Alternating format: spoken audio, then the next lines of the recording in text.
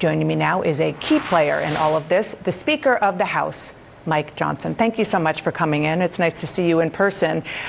You have said, quote, there is literally nothing to negotiate. There's nothing I can do. You are the Speaker of the House. There is, in fact, a lot you can do. Well, there's not, actually. Let me explain that. As you noted, they're voting right now on the Senate floor. We'll see how that turns out. Last night, two Democrats and an independent flipped and came along with the Republicans. But it looks like, and what we expect, is that most of the Democrats in the Senate, again, will reject the clean CR that we sent over. It's clean. What that means is it's nonpartisan. We didn't add any Republican priorities or poison pills or gimmicks or tricks into that at all. It's 24 pages. I mean, everybody can read it for themselves. It simply continues the Biden-era spending levels that Chuck Schumer and the Democrats have already supported in the past. They just did it most recently in March. And he gave long speeches about how it was so critically important that we not shut the government down. There's nothing for me to give. There's nothing to negotiate. I don't have any Republican priorities to put on the table because we sent over a clean CR. And that's why none of this makes sense. Okay, so the Democrats argue that it's priorities, yes, that are maybe their policy priorities, but they also should be the priorities for people in your district and in Republican districts across the country, the biggest of which they argue is extending the subsidies for people who can't afford Obamacare to be able to afford Obamacare. I understand that they don't expire until the end of the calendar year. Right. The argument that they make is that insurance companies start to make a plan like soon. And so by the time they make that plan, the subsidies will expire.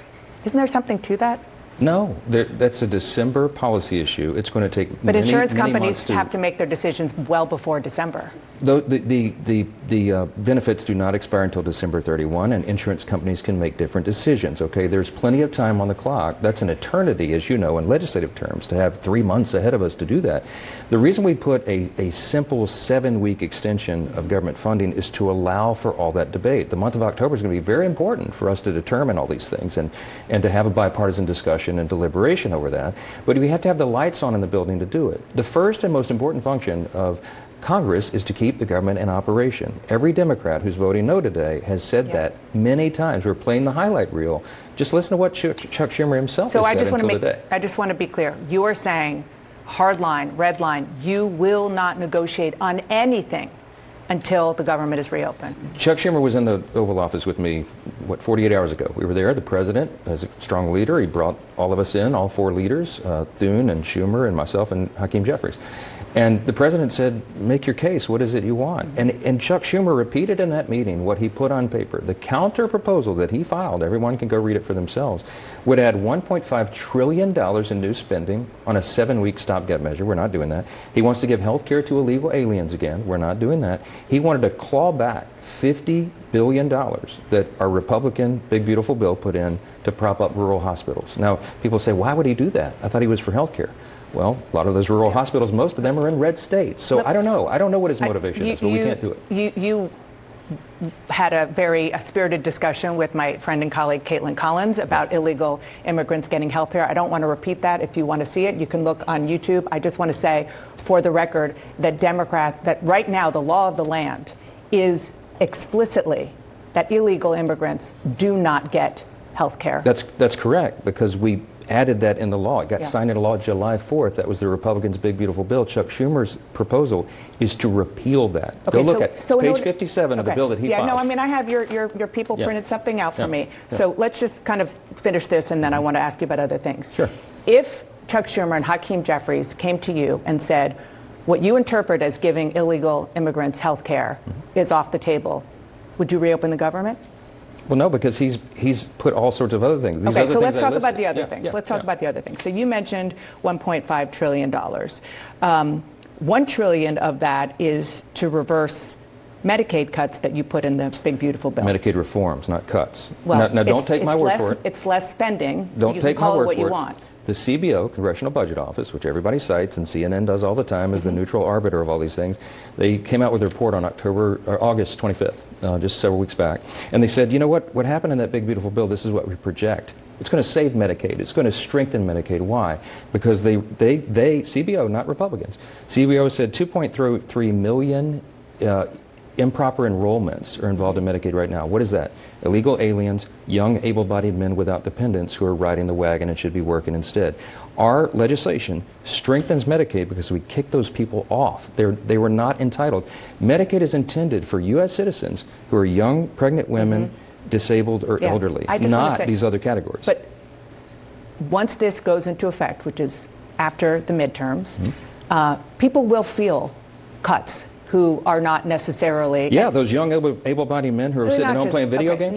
That's a big portion of it. Not just them. Look at the studies. Look at the studies. But when you see the $1 trillion that they do want to put back into this, you don't think that what they are doing is politically palpable for even a lot of people in your district? There's one reason and one reason alone that they're making this argument. They will see cuts to Medicaid. Here's the motivation. Let's just cut to the chase. Chuck Schumer is doing this. The reason he switched his position that he's had for 30 years right now and doing the exact opposite that he said in March of this year, as recently as March, is because he is in political jeopardy. He's afraid he's going to get a challenge from his left flank, and AOC or someone else will run against him for his Senate seat. So Chuck Schumer has to put up a fight and pretend that he's fighting the president, fighting Republicans. I've been in this town maybe even longer than you, and so I've seen politics played on all kinds of things. That's fair, but I'm telling you what's happening right now. I want to talk about something you said this morning about Chuck Schumer. You said Schumer has now handed the keys to the kingdom to the executive branch,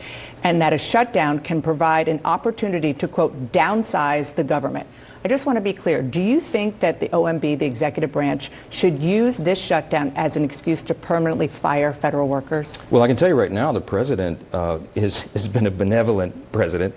He is mitigating the harm right now. OMB has not come out of the blocks and fired a bunch of people. That's not what's happening. But do you think they should? Well, it provides an opportunity. Chuck Schumer has provided the Trump White House with an opportunity to downsize the government on priorities and policies and personnel that they deem to be non-essential. Now, Chuck Schumer has very different priorities about the federal government than Republicans. What's your priority? You're the Speaker of the House. You can I certainly want to downsize the size and scope of the federal government. So you think that the people who are maybe furloughed right now, or even working without pay, should be on the chopping block for permanent dismissal? I wouldn't say that, because the people that are furloughed right now are hardworking American federal workers. Who should be fired during the shutdown? I don't know. You'd have to show me a proposal of what is being presented. I don't have a proposal. I don't have it either, but I have a conference call with Russ Vought at OMB in about 2 hours, and we're going to ask him about the details of that. But I'll tell you right now. So this is happening.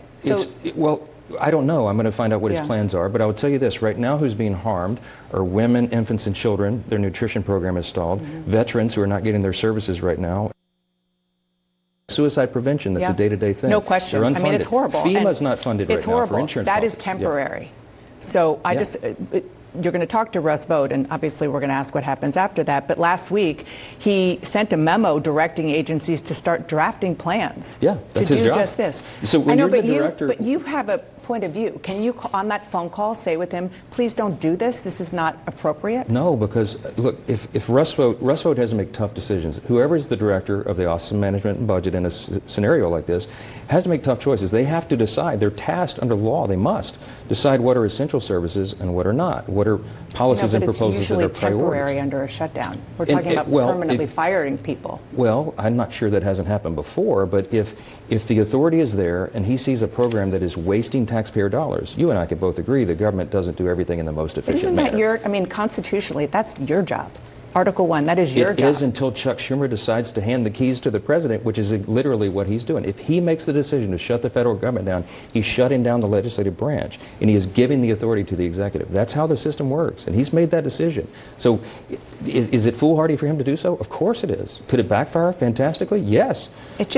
I'm a little surprised that you are okay with that. No, it's part of our system, Dan. It's part of our constitutional system. The president and his team are tasked with There's nothing in the Constitution that says if there's a shutdown. No, it's not. No, because the founders couldn't have foreseen such a foolish thing that's happening right now. Yeah. They would understand, and they implied what Congress's first role is to make sure the government operates, right? But in a scenario like this, if the Congress's hands are tied by the minority party who will not do the right thing, then the power shifts to the executive. That's not Mike Johnson doing that. That's Chuck Schumer doing that. I want to shift gears just a little bit and ask you about something that the president said when he delivered a very lengthy speech speaking to the nation's top military leaders. Let's listen. It's really a very important mission. And I told Pete, we should use some of these dangerous cities as training grounds for our military, National Guard, but military. You're comfortable, or are you comfortable, is the question, with the U.S. military using American cities as, quote, training grounds? For what? I don't know what's being implied by that. I can tell you what's in the president's mind and heart, because I talk to him all the time, daily, about this. He's very proud of the fact that we have brought crime down in Washington, D.C. You could go from your car to the studio today without fear of somebody jumping you and stealing your purse. Training grounds suggest, hearing from the commander-in-chief speaking to the highest-ranking military leaders on the planet, that these troops are going to be in U.S. cities and use their time in U.S. cities to do military training. Well, sure. I think that's been very beneficial for the National Guard. So it's okay? Have you seen the National Guard troops walking these streets? They're keeping the city safe, and the people of D.C. greatly appreciate it. And that's an appropriate from the way Democrat for them mayor to on train down. In American cities, it's a on win-win American soil? scenario, because the National Guardsmen are proud of that duty that they performed, and they brought crime down dramatically in D.C., and all of us are safe. Our staffs are safe. They're not walking in fear right now. I think we should do that in every major blue city run by Democrats who aren't serious about crime. It just seems very antithetical to sort of the notion of law America. And order? Well, no, I'm not talking about law and order. No, because that's what they're restoring. No, I'm talking about the U.S. military, how they're used. If a city is out of control and it's beyond the scope of what the municipal police department can handle, which is what happened in D.C. by the testimony of the Democrat mayor, not Republicans, she needed help. She welcomed the help. And you know what? It brought the crime rate down, and we have peace in the city. This is the greatest nation in the history of the world. We have the most beautiful capital in the history of the world. It should be safe for visitors and families and school children who come here. The National Guard troops heroically have provided that. I think that's a great thing, and the president does as well, and I think the American people do as well. Just real quick, you're talking about one side of the coin. I'm talking about another, which is using this deployment on American soil in order to train U.S. military. I just want to... I don't understand why that is such an offensive notion. Of course, National Guardsmen train once a month unless they're actively deployed for a mission. That's a good thing. They're working together. I've talked with a lot of these guardsmen. They're having a great time. They're working together, serving together. They're proud of their country, proud of the nation's capital. Everybody should applaud that. I don't understand what the controversy is about that. You're going to bring the House back anytime soon? House is coming back next week. Yom Kippur is tomorrow, so there's no votes. Friday would be the first opportunity. The Senate will do the CR again. They'll keep voting, Leader Thune said. And the House will be back next week. But we hope that we'll have something to do. I surely pray that this shutdown doesn't last more than a few days and we can all get back to work. Yeah, well, we all do. Thank you. Thank you for being here, Mr. Speaker. Thank you.